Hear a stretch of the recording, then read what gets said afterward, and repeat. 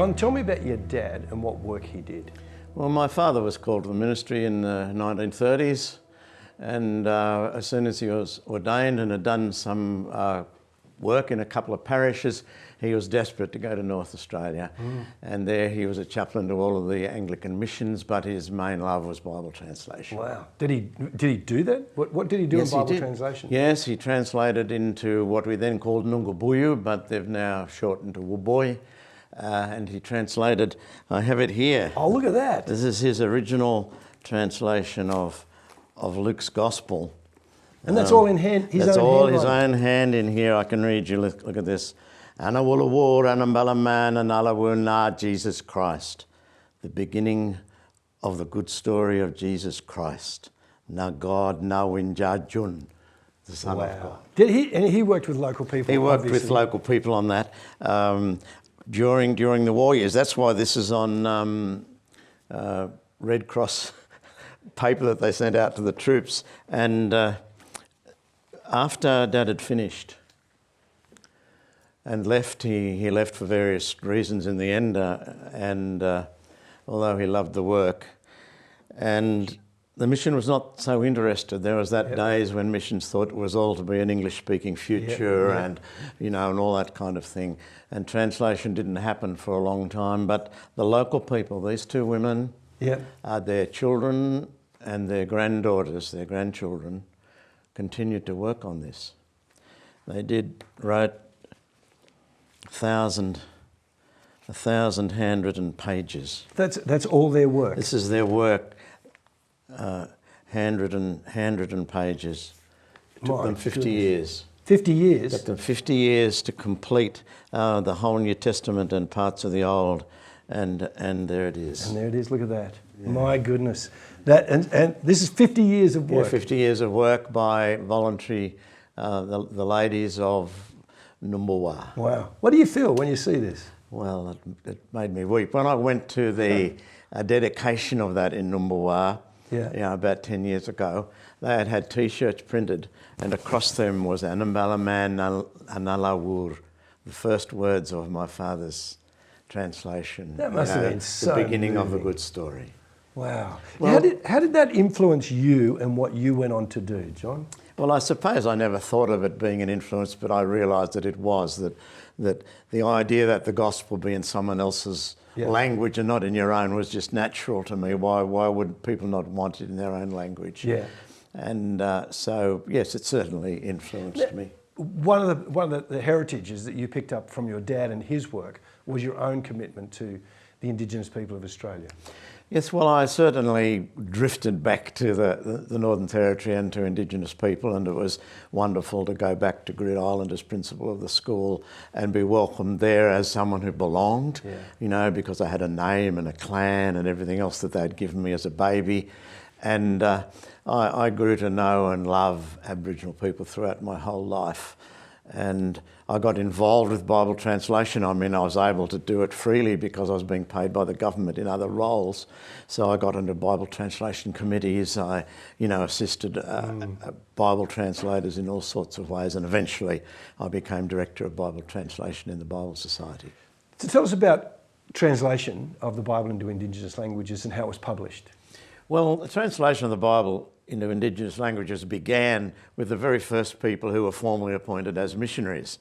William Walker learnt some language and actually believed that, you should be sitting with Aboriginal people in a circle talking their language. William Watson at Wellington learnt some Aboriginal language and translated some of the Bible into Wiradjuri. Theological translated Luke's Gospel with Biraban into Awabagal, but that was never published. The first published scripture, the first actual scripture is this one. This is Ngarrindjeri, a scripture around the mouth of the Murray in South Australia. Yeah. And that's a wonderful piece published in 1864. And several times since then, up to very recently, the Ngarrindjeri people, when they remember their culture, when they remember their language, they get in touch with the Bible Society and say, can you publish this again? Wow. Yeah. Because it's now part of their history. Something else which is part of history is this one, because this is the Gospel of Mark in the language of Murray Island. That's Miriam Mayer, and that is the language of Eddie Mabo, who was, of course, a Christian. Yeah. And all of the people on the Mabo case were Christians. Yeah. And that was very important. That language and that island and that culture was an extremely important thing in Aboriginal land rights. Well, that's wonderful. Yes. So, John, you wrote this fabulous book, One Blood, which is clearly a labour of love. Why write this book? Well, I've been going to write this book all my life. Yeah. You know, this is my life. You know, I was going to write this book. I collected missionary diaries, newspaper cuttings. I had filing cabinet after filing cabinet after filing cabinet full of them, and that's what I was going to do when I retired. That was my big research and writing job. But long before I retired, some people wiser than me said, John, you've got to write this book now, because if you don't write it, someone who is antagonistic to the church is going to write it.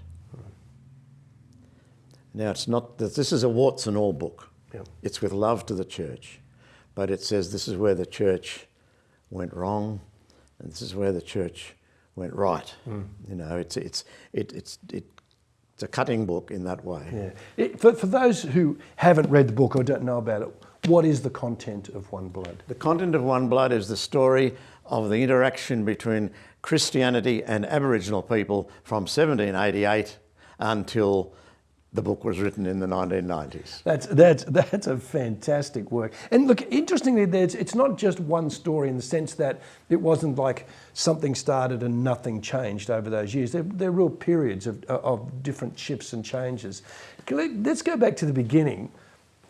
Why did the British Empire think it was okay just to turn up and take the land? Well, that's the Terra Nullius thing. That is that open land, land which nobody owns, is free for the taking. Now, the only place in the world that could be seen to perhaps be true might be Antarctica.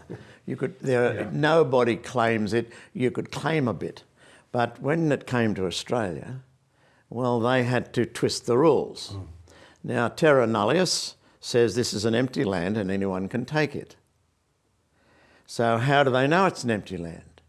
Well, when they come, they see no wharves, they see no church steeples, they see no fences, guns, they see no anything which they would regard as the evidence of civilization. Civilization has not come here, so these people cannot own it. They don't understand ownership, they do not own it. They forage over it like an animal, but they do not own it. Yeah. What was on the land then? Because there were numbers of nations here at that point. There were, and the newcomers did not perceive the boundaries. They did not perceive the land that had been tilled. They did not perceive the fish traps.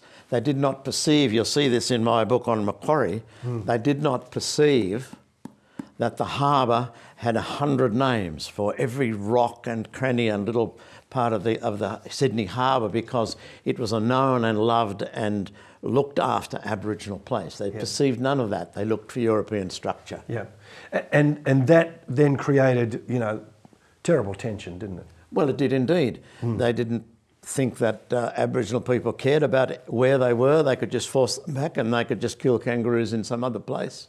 Yeah. We know that the chaplains, Johnson and Marsden, didn't see mission or taking to the gospel to Indigenous people as any interest to them. When did missionary work start among Indigenous people? Well, the Methodists were the first to send an actual missionary, which was William Walker.